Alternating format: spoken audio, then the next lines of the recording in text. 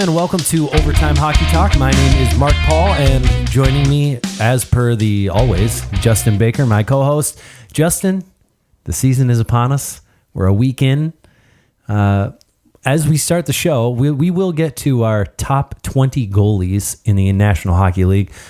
But as we jump in, we just want to run through our top 3 surprises so far of the first week of the season. And so, Justin, one surprise. Doesn't have to be like, this is my number 3. It can just, but we'll just run 3 surprises. Cool, a little mini list. Give me one of your surprises so far. Yeah, start the season. I think it's shocking the teams that are left undefeated right now. A couple of them that stand out that I honestly thought were going to finish or predicted would finish towards the bottom of their division, Edmonton and Anaheim, for example, right? I mean, we knew they were going to probably struggle. Maybe they were going to lack some depth scoring beyond their big guys, and John Gibson, who is just still killing it in goal, as I firmly predicted. But we'll get to those rankings. James Neal, though, 6 goals. I mean, what the frick? Yeah, having that 4-goal game. I know. What an unbelievable game. I mean, the guy's, he had 7 goals all last year. Right. And that's what happens when you get to play with Connor McDavid. When you're good, he actually can. Yeah. Right. You have someone. All you need to be able to do is shoot a little. And James Neal definitely could do that. I mean, undefeated. Also, the Boston Bruins, Carolina Hurricanes. The Bruins doing it in only allowing 4 goals in the first 3 games of the season. So, definitely doing it on the defensive side. It has been. I mean, it's so hard to, it's 3-4. Some teams have only played 1 game for the Flyers and the Blackhawks. So it's really hard to go, yes, this team is going to be really good, or the Sharks, they're going to be terrible because they started the season. They're 0-4 to start the year, right? Or Tampa sitting in 6th place in the division. Oh no, yeah. And but Stamkos already has come out and said, like, if we don't pick this up, it's going to be a long year. There you go. So I mean, he's not joking around, and by no means a small test having to go and play Toronto in their next game. So big games for both those teams. Good. It's been great seeing some big heavyweight matchups already early on in the season. I would say that one of my surprises is the San Jose Sharks, as previously mentioned. Just the fact that they have not been able to score. That's my surprise. Like, I don't think we thought that defensively they were great. I mean, last season they weren't good defensively. The goaltending was pretty bad, but they were able to outscore some of those mistakes. So far through this year, 5 goals in 4 games, and they go, crap, I guess we need to sign Patrick Marleau. Yeah, officially signed today, so his Ironman streak can continue. Yes. I mean, it's crazy though to 5 goals in 4 games. That's what surprised me. Like, it doesn't surprise me so much that they're 0-4. They have played some good teams, but to have only scored 5 goals is pretty crazy. Yeah, and Evander Kane, I mean, granted, he did miss 3 games, but comes back that first game, scores a goal, which is great. But on the flip side, you got to look at goaltending, right? Like, maybe you're starting to worry a little bit, I mean, Martin Jones, before last season, he was a pretty rock-solid goaltender. He wasn't a elite goaltender by any means, but he was still good enough to carry the team. And so, already 17 goals against in 4 games, and that's a little alarming. And you can't really look at Aaron Dell and be like, all right, we can go to this guy, or they don't have the depth to do it, really. Right. So at what point do you maybe say, okay, do we need to move somebody? Do we need to hit the panic button and maybe try to sign like Michael Neuwirth, who's sitting out there in free agency land? So it's not going to do anything. Maybe not, but I mean... other surprise is Mika Zibanejad just coming out. Yes. 4 points in 2 different games, 8 points to start the year. And he's just been rolling. And I'll give it to your boy Anthony Mantha. Yes, that looking nice good. 4-goal night. But on top of that, he's got 7 points. Like, it's not like he scored 4 goals and that was kind of it. He's played very well in all 3 of Detroit's games. Yeah, that actually is one of my other surprises. And it's not so much that it's Anthony Mantha, it's that line is still rolling like they were at the end of the year. I figured, some teams would pick up and be like, okay, cool, we know this line can be good, so let's maybe go out and check them a little bit more. But no, they're just being dominant as ever. And they don't seem to be slowing down. No. So one more surprise for me is that Andrei Svechnikov has 6 points, yet none of them are goals. Touted as a guy who's supposed to be this goal scorer, and he has his 6 assists coming in, 3 of them on the power play. But he's getting 17 minutes a night. So Svechnikov's definitely, I mean, his minutes are going up, and he's going to be relied upon pretty heavily, it looks like here. So, yeah. My last surprise, though, Dustin Byfuglien hasn't come back yet. You figure as depleted as that blue line is for the Winnipeg Jets and relying so heavily on Neil Pionk at this point, I mean... So, going into yesterday's game... Yeah. They had like 347 games of experience between their entire blue line. That's ridiculous. The next highest team for games played, can you take a guess at what team that was? Dallas, maybe? No. They do have some youngins. So. They do have some youngins. It's actually Pittsburgh. Pittsburgh, okay. And they have 1,400 games of experience. More than 4 times. Stop. Yeah. It's pretty significant. So, but they won. And they got goals from their defense, too. So, they did, yes. So a pretty cool night for them. All right, well, let's get to what you are here to hear about, and that is the top 20 goalies in the National Hockey League. And I just want, how did you make this list? Like, where's your list coming from? What was your mindset when you were putting this together? So first off, I will say I did put this list together prior to the regular season starting. Me too. So, okay, good. Yeah, because there's a couple guys on this list that maybe you might look at now and be like, oh, man, like... Well, who cares? The guy has like 3-4 bad games. It shouldn't change this list. Like, this is that's like saying... Well, it's hot right now. It's supposed to be cold. So see if it's global warming. And it's like, well, it's there's climate and there's weather. Right now, we're looking at the climate of goalies. Sure. And then my other big thing with this list was not from a fantasy perspective either, but mainly as if I had one game to win it all. What goaltender would I take and what order would I put them in? Yep. And to me, that was it. And so that's pretty much how I did it. Good. I didn't do it by...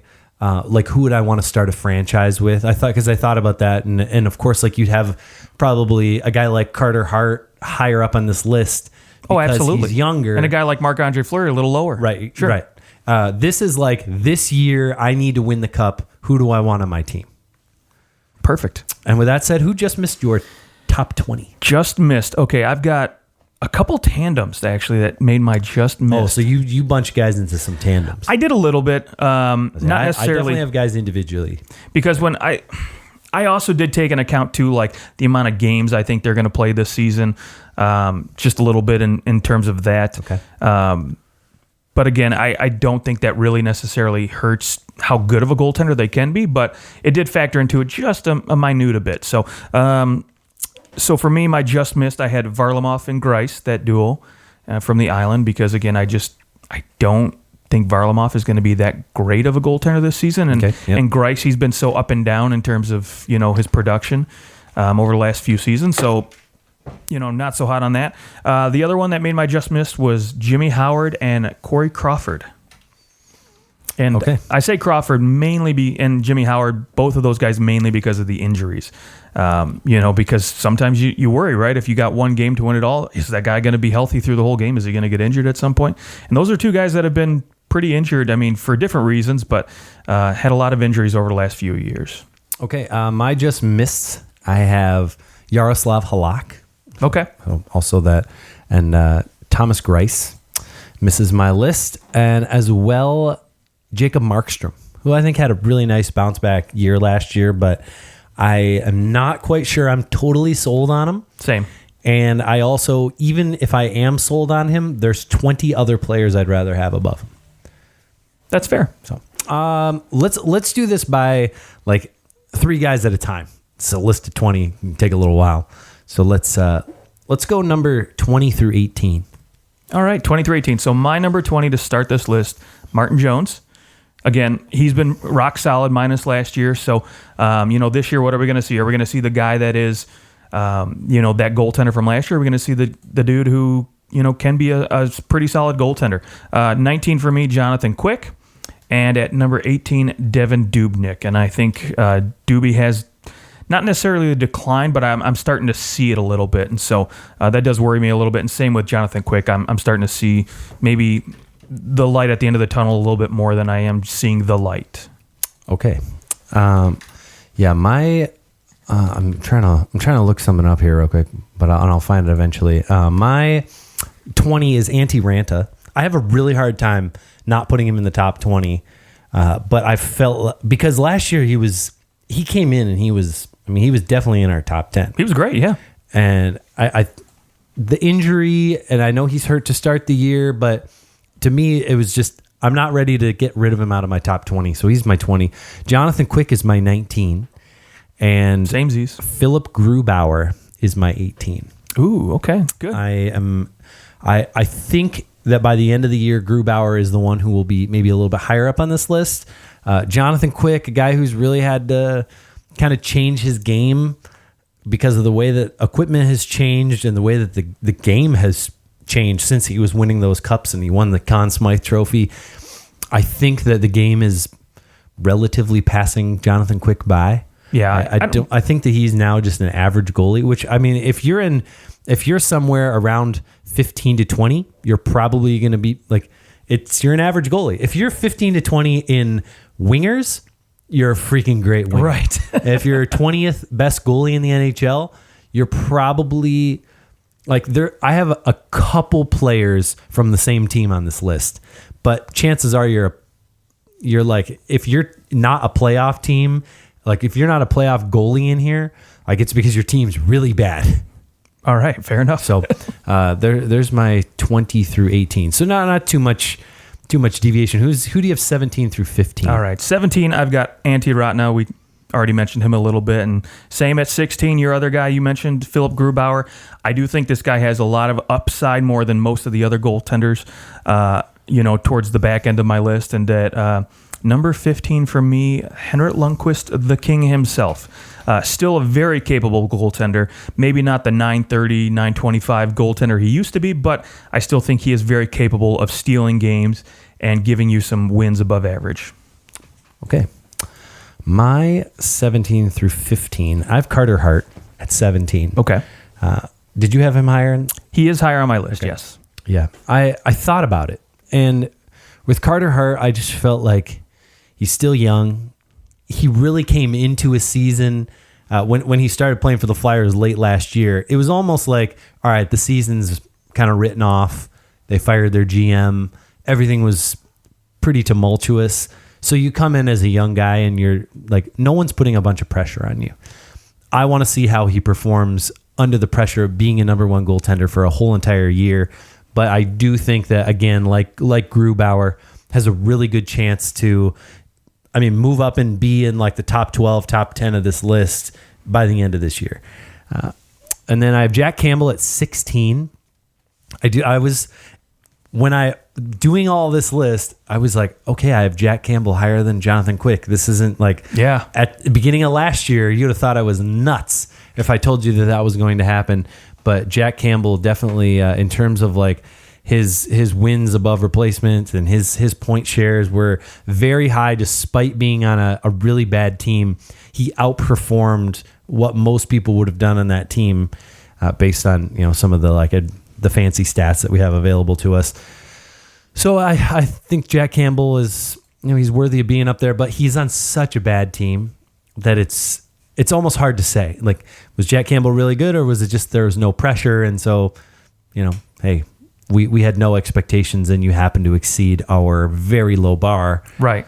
Yeah, and I think for me, I think he was a former first rounder, but this is a guy who had a lot of high expectations going into Dallas and didn't necessarily meet them, had opportunity to come up, during that whole, Carey Lettinen era, and didn't really, grab the reins and didn't really take the opportunity to steal the starter's position from him. And that's why they eventually turned to, Khudobin and Ben Bishop here down the road. But I was happy to see him, get some moderate success there in LA, albeit on a crappy team. And I'm a little weary. I kept him off my list just because I want to see him do it again, right?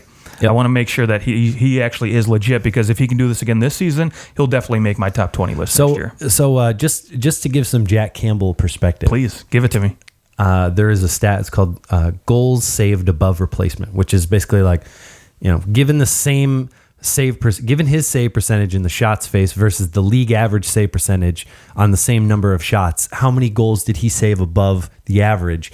And he's 7th in the NHL, saving an average of 15 goals above replacement. That's pretty good. So, 7th in the NHL. And granted, on a bad team, but you're up there with some pretty good names and ahead of some pretty good names too. So that definitely played a factor. Also, the fact that his quality starts, which a quality start is, it's basically did you suck or not? No, it starts with a save percentage above average save percentage for the year, or at least 88.5% on nights with 20 or fewer shots. So that's how you determine a quality start. And Jack Campbell, 9th highest for quality starts in quality start percentage at 64%, which there was a couple guys above him that played less than 10 games. So really, he's probably more like 7th. And in terms of guys that played a lot of games, so he's up there. He's having a lot of quality starts in terms of his percentage, and maybe he'll get some extra starts this year, and that'll really show what he's actually made of. But I'm sorry, say your 17 through 15 again? Ratna, Grubauer, then Henrik Lundqvist. So you're at number 15. What do you got for me? So we're close on Lundqvist. I've got at 15. I have Connor Hellebuck. Do you have Connor Hellebuck on your list? I do have him a little higher though. A little higher. Okay, yeah, because he isn't really. Has he played this year so far? Not really. They've been going to Boisson. Yeah, however you pronounce it. They've gone to him a little bit more, and I think it's just because Hellebuck came out and he didn't have a good start to the season, one game, and they rode to the backup, and he's been playing pretty good. So why knock a good thing? And I think actually he has started 2 games. Yeah, there you go. Won one of them. But I mean, to be quite honest, I think you're going to see a lot of backup play. It's going to be, and it's going to be a lot of backup play for a lot of guys. So it really is significant having 2 goalies on this list, because if you have 2 of the top 20 goalies in the league, you are in freaking great shape. Right. So I have Hellebuck at 15, and then 14 is where I have Henrik Lundqvist. Okay. So why don't you give me your 13 and 12 then? Darcy Kemper, who really flew up this list. Sure. It wouldn't have been anywhere close. Might not have even been in the top 30 last year. Campbell, though, I'm a little hesitant on him. I mean, he was decent in LA. He hasn't done much before last season to really oh gosh, man. He was in Minnesota, right? Before that, wasn't he in Minnesota? No, LA. Yeah. Okay. Yeah. He it's not like he was tearing up anything, but he also I think he was a guy that was kind of flying under the radar, and he was always a quality backup though. Like you couldn't knock him as a backup, but now he's almost emergent. I mean, I think he's getting $4.5 million for the next 2 years. So you almost have to look at him as this guy is a number 1B or whatever it is. See, he is 0-2 to start this year, but he's got a 1.54 goals against and a 9.45 save percentage through the first 2 games. Doesn't score goals. They just can't score goals for him. I mean, he's that's a real quality start. It's not like he's having a bad start to the year. It's just he's not getting any help. Both those starts considered quality starts for him. So, so who are your? So we're looking at your number 12. Yes, my number 12 is Pekka Rinne. Pekka Rinne, okay. Yes, wow. I have him a lot lower than I thought that I would have Pekka Rinne on my list. Yeah, that's almost hard to say. I mean, granted, he is up there in age, and you think just the quality goaltending you've had for the last 10 plus seasons in Nashville. So it's hard to imagine him starting to slip down these lists now. Yeah, I mean he was 14th in goals saved above replacement. So I mean he's still good. That's right around where I have him ranked. Just over half of his starts were quality starts, which really drops him to me. I mean he 33rd in the league in quality starts.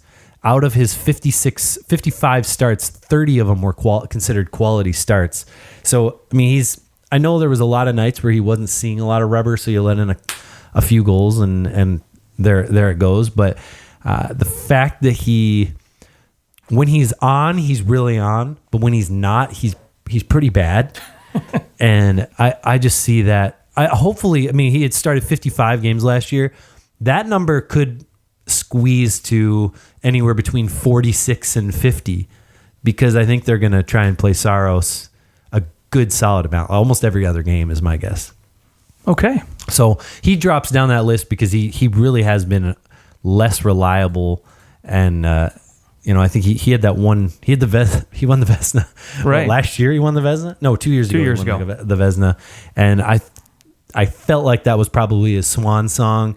He's still a good goalie, but maybe he's a better goalie starting 45 games. I mean, we saw a lot of goalies have the career years starting 40-something games. So maybe that's the future for Pekka Rinne, in which case he's still probably ranking around here for me. Sure. I'm assuming you have him. I do have him a little higher, yes. Much higher. Much higher or a little higher? Not much higher, but yeah. So who's your 14, 13, 12? 13, 12. 14 for me is Mr. Carter Hart. Okay, so again, you have him higher. Yeah, he's a little bit higher on my list because I like what I've seen out of him. He played on a very bad defensive team in Philadelphia and still had some pretty decent numbers. Finished middle of the road in terms of, goal saved above average. But, I mean, he's a guy that was very highly touted. He's supposed to be like the next goaltender for Philadelphia, right? They haven't had anybody since Ron freaking Hextall, and who might make our list on the next show. You don't know. We'll save that. Hey, yes, Flyers on our next show. There. Yeah. But I like what the future holds for this guy, and I do think, he came right in and nerves of steel trying to take this team into the playoffs for a team that was just on the hot seat. Like they were trying to push, and he came in and was very good. All things considered. So for me, I think, I'd say that he stabilized there. Absolutely. I won't. It's hard to tell. Was he good? Was he that good? I mean, in terms of like a save percentage, he was about average.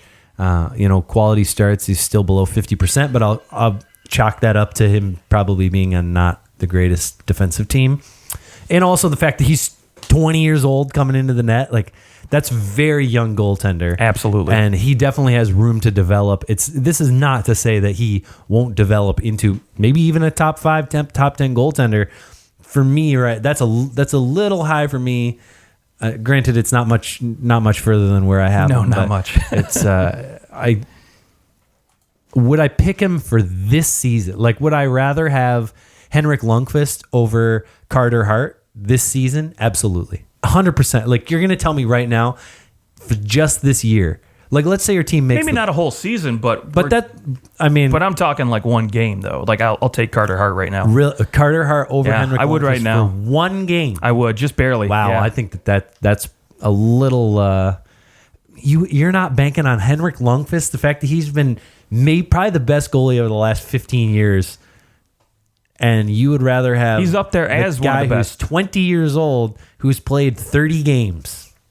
I might take him. Yeah, I just might take him. Wow. I think the potential's there, and I really like what I've seen. But for one game, you're not trying to base off potential. No, but he could steal a game though. I think my team's going to beat yours. Oh boy. Okay, so sorry. Keep Carter Hart. Carter Hart at 14. So my number 13, Connor Hellebuyck. Again, came into the league. His first full season was great. You were a huge Hellebuyck guy. Like, I still am. Before Hellebuyck was a Hellebuyck, you were a Hellebuyck. Absolutely, I was a Hellebuycky. Like, I feel like you had him on your fantasy team as like a write-in.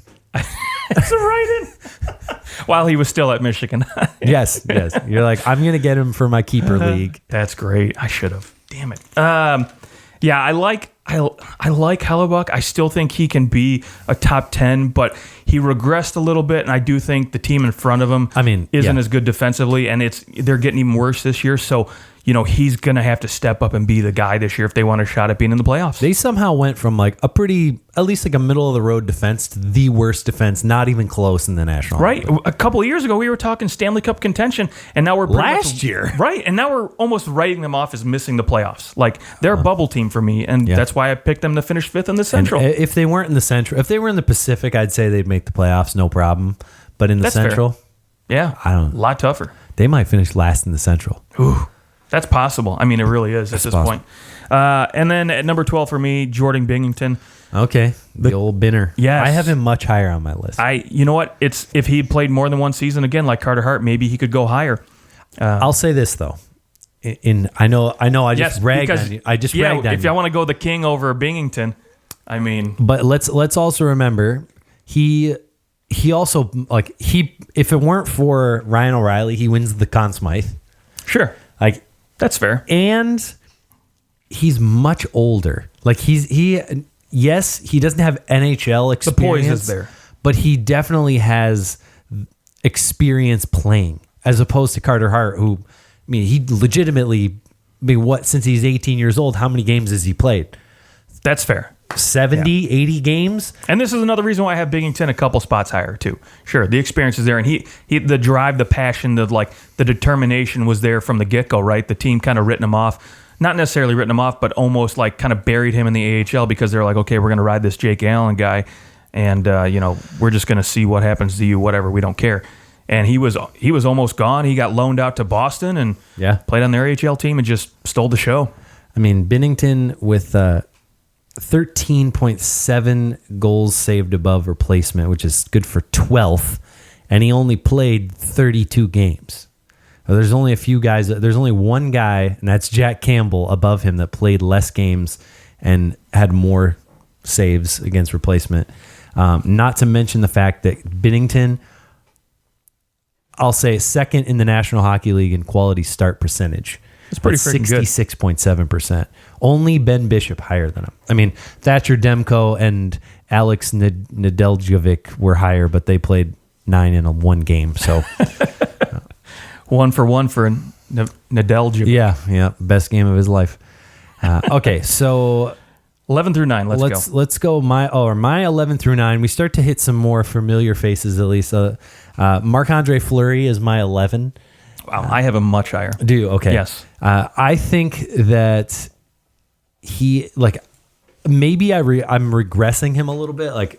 Maybe he should be a little bit higher. But from what I saw of him at the end of the year and into the playoffs, 2 years ago, unbelievable. And it looked like he came back to normal, which is about that. I mean, you know what you're going to get from Marc-Andre Fleury. I would say I would rather have a goalie who I know what I'm going to get from him. Is Marc-Andre Fleury, all right, he had the unreal playoffs, and he was just, 93, 94% save percentage at the time. But for the most part, you're not getting big lows from Marc-Andre Fleury. You're also not getting big highs from him. Maybe more highs than the average goaltender, of course, but he's very consistent. You're looking at a nice 90, 91, 9, 92 save percentage, just all the way across the board. And so, I'll take a guy who does that, but I think he is getting a little bit older. He's definitely, in terms of the guys on this list, there's few guys that are older than him on this list.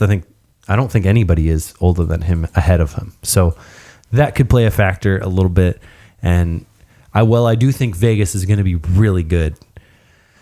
I just have him a little bit lower than some of these guys on this list. My number 10 is Tuukka Rask. Okay. And then my number 9 is Robin Lehner. Robin Lehner. That's a surprise. He missed my list. I thought about putting him on, but again, missed your list. Missed my list. And let me just say why, too, because he was middle of the road in Buffalo, right?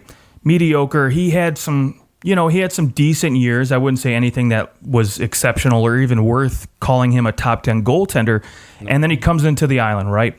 He's almost written off the mental health problems. Again, no knock on him, and I think it's great the storyline for him last year, and it's great that he got back into form and figured that part of his life out, because there's nothing more important to me than health, regardless if it's mental or physical. And comes into the Island and gets a new defensive coach, basically, in Barry Trotz, right, who puts in a system that really worked in a goaltender's favor. And he succeeded, which was great. Good on him. He gets to go to Chicago now, but I want to see more now. He's in a team now that's not going to have that same defensive system, that's maybe going to be a little bit looser when it comes to playing offense. So we'll see how that plays out. I'll say this. Robin, third in the league in goals saved against replacement. Yeah, Barry Trotz got it. Mm-hmm. Well, no, but this is also the thing that all this means is that he stopped for the same amount of shots that he received. His percentage saved was so much higher than the average goalie. I would like to see, though, the quality shots. Yes, though. Yeah, absolutely. So, that definitely is going to be a factor. I think, yes, going into Chicago, he's not going to have the same type of defense in front of him. but it's not as bad as it was in Buffalo. Not at all. Yeah, you're right about that. It was just a train wreck when he was in Buffalo. Plus, I think the mental health issues. I mean, when Robin Lehner got traded from Ottawa to Buffalo, people were saying like, "Wow, now Buffalo's going to be good because Lehner is so good." Former first-round draft pick. I mean, he was very highly touted. Not too many goalies get taken in the first round, right? But yeah, I mean, I have him high, thinking that last year wasn't a fluke. And that he's maybe, I mean, he's what? He's 20, He's not that old. 27 years old. So you think, all right, I mean, the guy's now had 6 seasons in the National Hockey League. Like, this is about when goalies really hit their stride. Right. And if you this haven't is figured his it out by stride, now, then maybe this is too low for him. The fact that he missed your list is pretty crazy to me. The fact that he had the season that he had last year and he misses your list entirely, whereas Antti Ranta, who is still hurt, is on your list. That's pretty crazy. Because Ratna has consistently given me quality goaltending, whereas Robin Lehner's been a little up and down. And so I, again, just missed my list just because, again, the whole system in front of him, and can he repeat that going in somewhere new? So, I will say, though, if he continues to have the same type of success or even close to it, 920, next year will be a whole nother story. He'll definitely make my top 15. So also, don't doubt me next time. Don't doubt me. Darcy Kemper definitely played in Minnesota. No, I didn't say he didn't. Years. You asked me where he played last. He came where did he play? And he played in L.A. Well, okay, yes, he played in L.A. last. I felt like you told me that he didn't play in Minnesota. I was like, I swear he played in Minnesota. I misunderstood you then. Because it was like Darcy Kemper and Josh Harding. Absolutely, yeah. I do remember Harding. Okay, so who do you have? 11 through 9. 11 through 9. All right. So 11 for me, I have Matt Murray. Okay, I have him a little higher. Yeah, biggest worry for me is the injury bug. I have him at 8. Okay, that's fair. And I can see the argument for that. Absolutely. The problem for me is the injuries, right? And that's why guys ninth in the league in goals saved above replacement. Yeah. Again, injuries. I think, again, if you take that away, then guys like maybe Corey Crawford or Jimmy Howard might have made my list. And some of the younger guys like, Carter Hart might have, or Antti Ratna might have fallen off. So that played a big factor for me, because, again, what am I going to get throughout the whole year from a guy like Matt Murray? And he is in a contract year this year. So, in fairness, he played 50 games last year, which is about not where bad. You want guys to be now. And I think that's what, Pittsburgh's going to try to do again this year too, right? Because they want to keep him healthy and they want him to be ready for the playoffs. That is assuming they can make the playoffs this year. It's looking shaky so far with Malkin. He did have 4 penalty minutes last year, so that might keep him out of the Lady Bing. Actually, do you know who led all goalies in penalties? I would like to know. Year? It was Darcy Kemper with 14 penalty minutes. Wow. The next highest was Vasilevsky, Mrazek, and Quick with 6. Probably a lot of those trapezoid playing the pucks. 7 minor penalties in 55 starts. That's a penalty like every 4 games or 5 games. Every 7 games, yeah. That's crazy though. Okay, good. What? Okay. Number 10 for me, Pekka Rinne again. Okay. If we're talking one game, this guy can steal it for sure. That's fair. I mean, my 10 through 11, Rask, Fleury, Rinne. I'll take any of those guys in a one game shot. Yeah, And Rinne's got the hardware to go with it too, which is great. That always helps. My vote of confidence when I'm looking at a guy. Always helps to know that reporters liked him. Right. Number 9, Tuukka Rask. I mean, this is a guy who could have easily, going into the Stanley Cup Finals was a Conn Smythe. He would have won the Conn Smythe if the Bruins had won Game 7. Right. Yeah, agreed. He was that guy. So I agree. I know what I'm getting out of him. He's been very consistent for Boston for so many years. Very low in the goals saved above replacement. Only 3.21, which is good for 29th in the league, just behind Alexander Georgiev and just in front of Curtis McElhinney. Okay. So it's only one stat, and sometimes those stats can be liars. And also, his quality starts only at 53%. But I'm thinking, like, he had a really bad start. I mean, Halak, he did essentially took over as the number 1 for a minute. And so, am I willing to like kind of write that off? I feel like it was like a year and a half. Rask was pretty bad. Maybe even 2.5 years. It was like Rask was barely an average goaltender, and then because he was so good before that. And then he kind of fell off. And then second half of last year and into the playoffs, it was like the old Rask. He does have stretches. I will say that. He does have a lot of stretches. So, and your number 9 was? Tuukka Rask. Tuukka Rask. Yeah. Okay. So moving on 8 through 6. My 8, as I said, was Matt Murray. Okay. I have him up a little bit higher, thinking Pittsburgh's defense is pretty bad. And despite the fact that, yes, there's been injuries, he has really held it together for the Penguins. My one knock on him, there is a stat called really bad starts. I think that's a great name for it. Just really bad start. Usually it's something like starts below NHL average, like some sort of fancy name, but just really bad start. Just shit starts. It should just be SS. There you go. Shit starts. He did have 10 of those last year, which was 7th in the league. But the fact that he did play so well in terms of like his goals saved above replacements, his goalie point share, he was top 10. I think that he is due for a bounce back year, especially if he can be healthy. I mean, we got to think, even though he played 50 games, how many of those was he healthy for? Well, maybe he's not healthy for 10 of those, and that kind of affects that. So I like him at 8. He also has a Conn Smythe to his name. Does he have a Conn Smythe? Did he win the Conn Smythe? No, he didn't. He didn't win the Conn Smythe. No, Crosby won both of them. He did win both of them. And Malkin's got the other one. Probably, that's right. Yeah, probably would have won one if Crosby wasn't the one. Possibly, yeah. If Crosby wasn't Crosby and it was another guy who put up the same numbers, he might have won one of those. That true. First year, he was outrageous. The second year, Marc-Andre Fleury. The Fleury playing the first half, and then he came in like game 4 or something like that against Ottawa in the conference finals. So I met Murray at 8. I have Jordan Binnington at 7. So I've got him considerably higher than you do. Yeah. I really like St. Louis this year.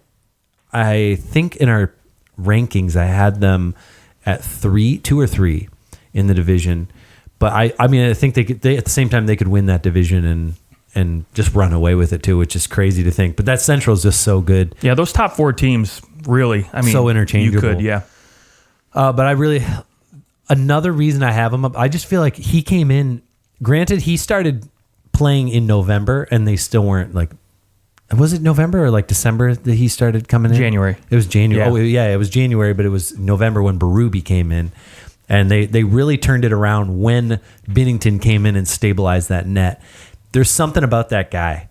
Like he's ice cold in his veins. He just stabilized everything with that team. Beyond the fact that he was essentially a rookie in the NHL, but not really, because he had played in pro hockey for so long. Panarin, when he came in, he wasn't really a rookie. Right. But I mean, he was fantastic. And so he's my number 7. And at number 6 is my boy, Freddie Anderson. Okay. Who a lot of people have him higher.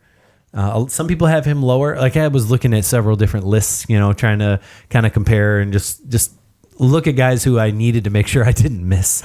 Right. And I think I'm pretty comfortable with 6. I think that he's an elite goalie. He's just outside those like just unreal goaltenders. Although I think that he's so consistent too. He's like Marc-Andre Fleury, but a little younger, and so I think he's got a little more gas in the tank. Sure. But you're always going to get a good game out of Freddie Anderson. He maybe isn't going to stop those mind blowing.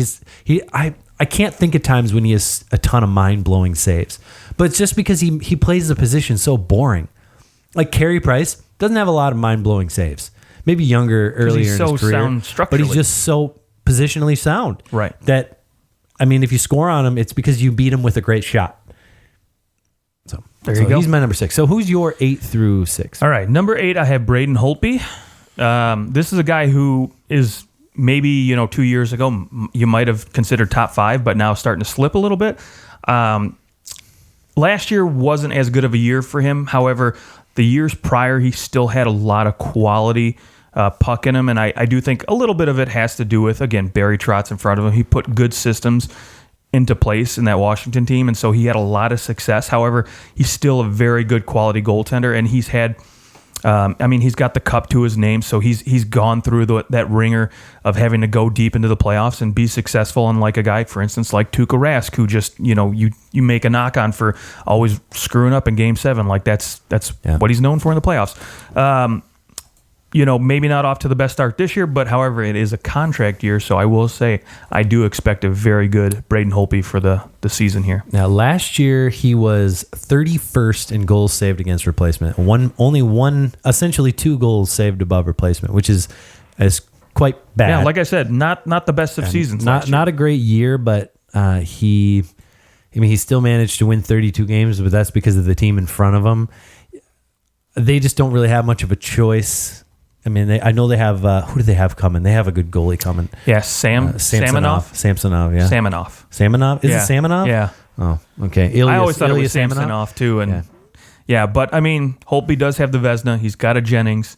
He's got the cup. He's got the hardware, which makes it hard to overlook when you're trying to think of a goaltender I'll take for one game. And only 29 years old. Like, the goaltending position is so up and down that, yes, I would agree. You have to look at the last 3 years, which in reality, his last 3 years has been pretty rough.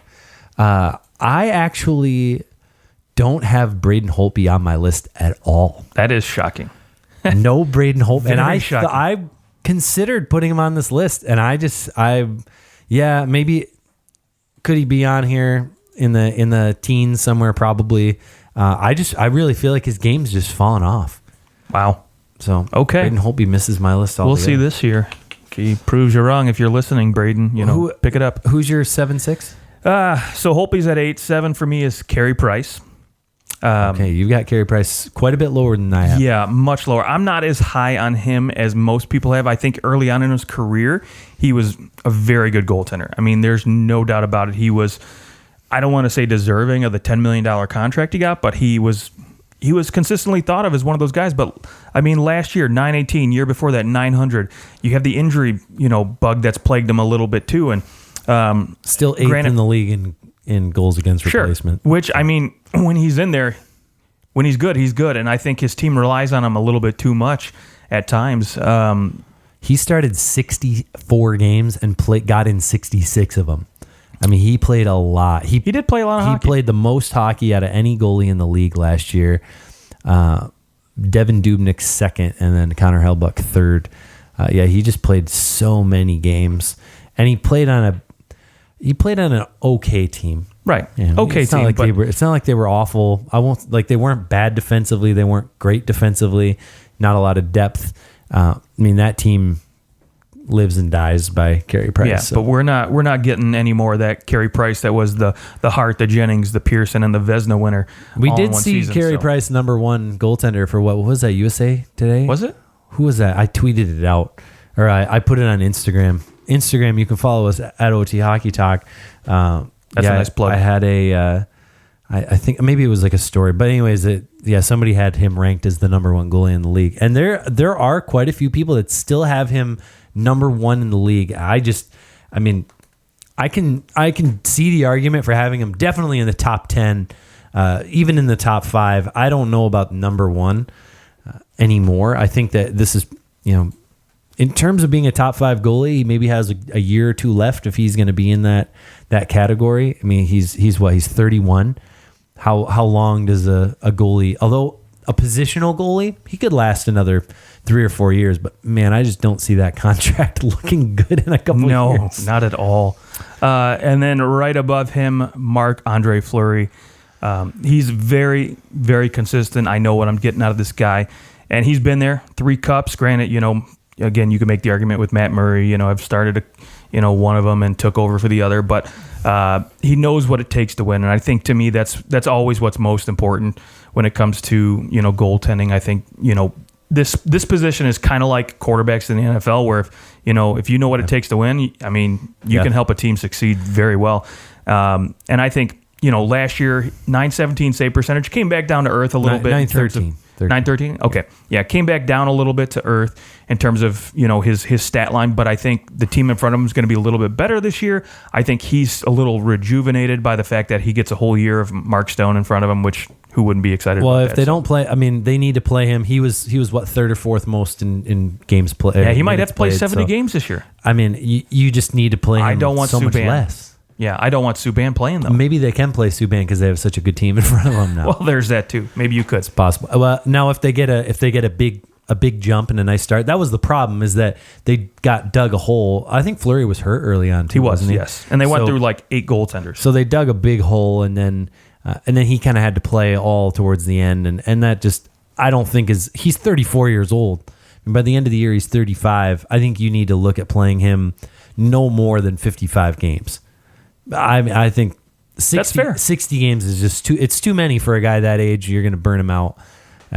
So yeah, I think he could do it, but he'll be at his best. And for playoff time, most goaltenders are at their best if they're rested, for sure. Yeah. But the problem is finding somebody to play those extra games. That is true. Okay, so top we are 5. into the top 5. We'll go one at a time. Okay. My number 5 is the Florida Panthers' new goaltender, Sergei Bobrovsky. Ooh. So I have him just making the top 5, and Bobrovsky. Every goalie on this top 5, even the top 10, I think everyone will take. I will say this, that Bobrovsky and his goals saved against replacement, not great. 23rd in the league, 5.27. His quality starts barely over half, 5.08 in terms of the percentage. 31 out of his 61 starts were considered quality, and he had the second most really bad starts in the league. Take a guess at who is tops in the league, really bad starts. Oh, I have to say Martin Jones. Yes. He had 14 really bad starts, whereas Bobrovsky and Dubnyk both with 13 really bad starts. So that is cause for concern. But I mean, how can I bet against Bobrovsky in Florida? I mean, I think we're all hoping that he can be the guy who makes Florida relevant again and makes this team of like Barkov and Huberdeau and Vince Trocheck, all these guys that we've wanted to go to the playoffs and at least see beyond the regular season. I think he's probably he's a better answer than a really injured Luongo and James Reimer.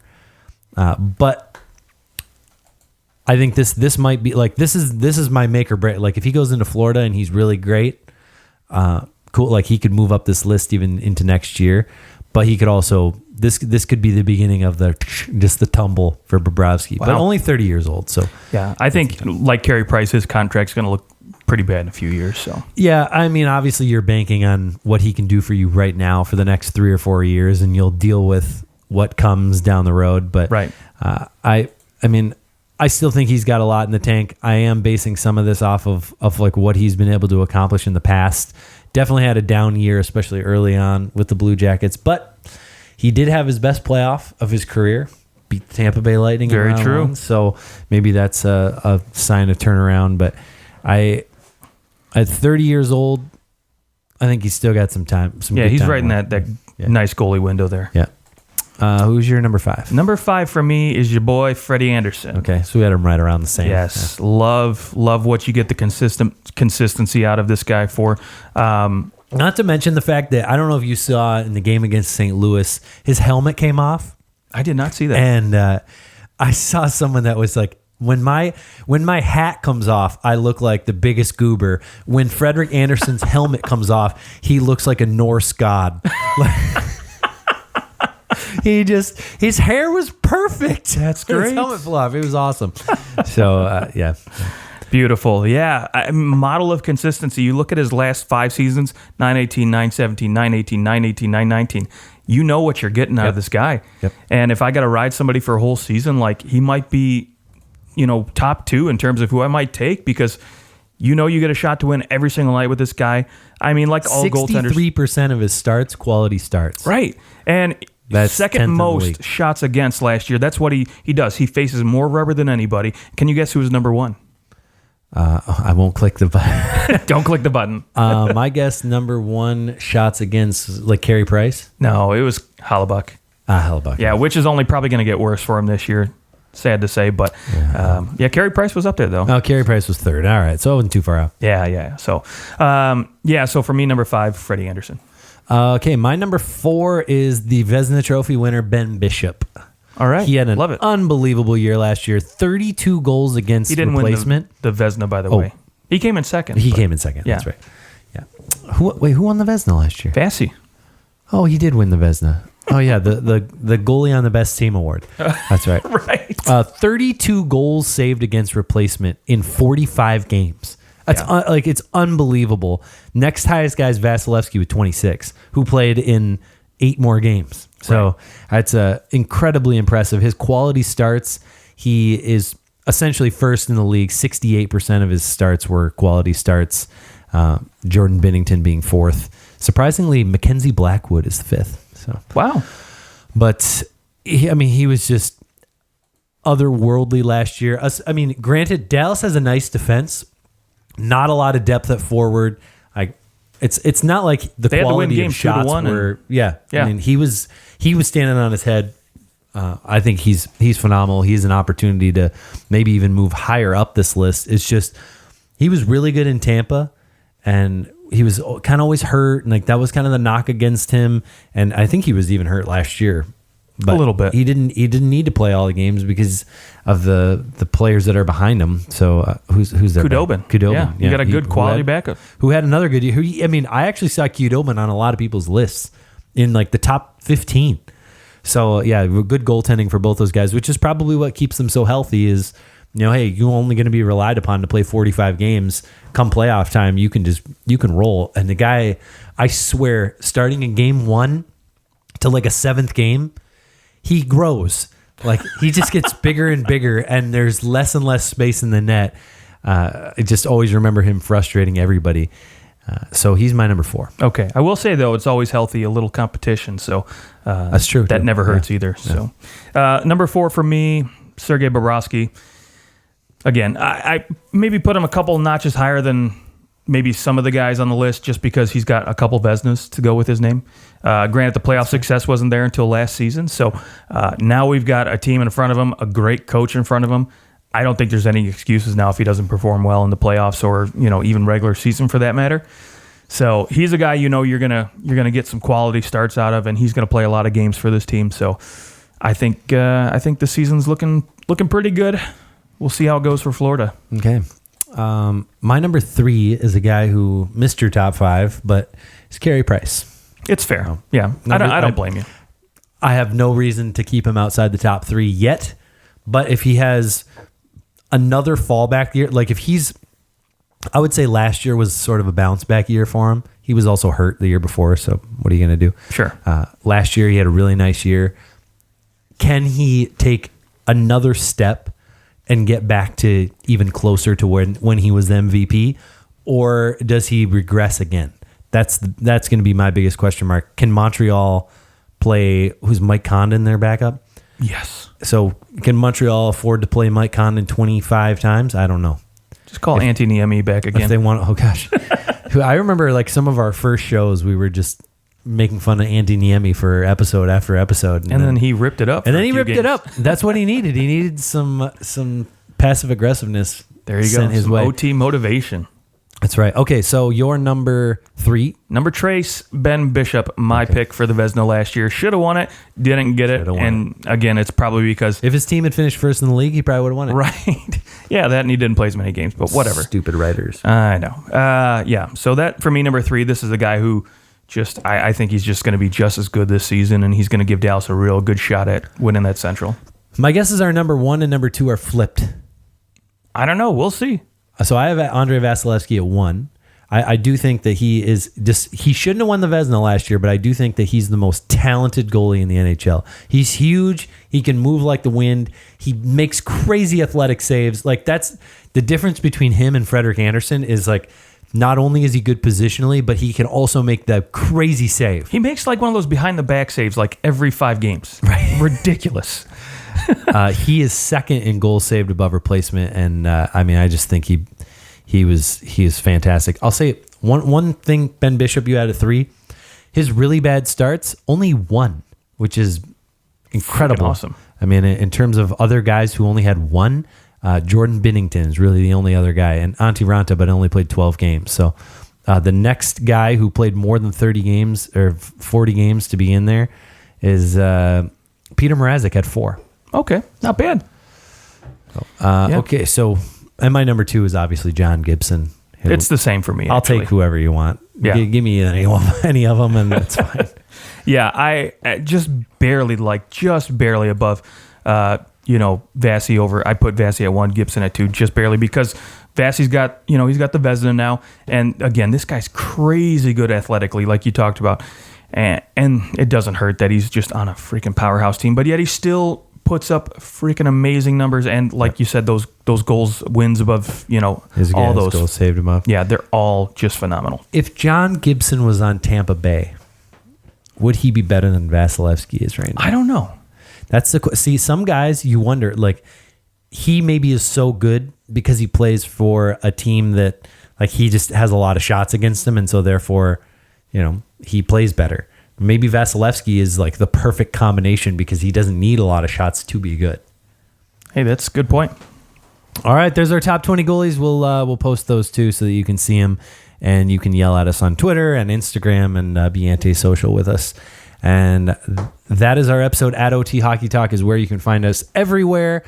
And look forward to our top 10 Philadelphia Flyers in our next show. I'll be in Ireland next week, so you'll hear that show. We won't have any breaking news. So if something crazy happens and you just hear this episode about the Flyers and we're wondering why we're not talking about the biggest trade ever, Connor McDavid gets dealt to the Leafs for Nick Antropov and Wade Belak in a first. That's. I'll post a video on Twitter or Instagram or something. Justin will be rolling. So, but look for that episode, and we will be back with our top 20 centers the week following. Ooh, I like it. We'll talk to you guys soon.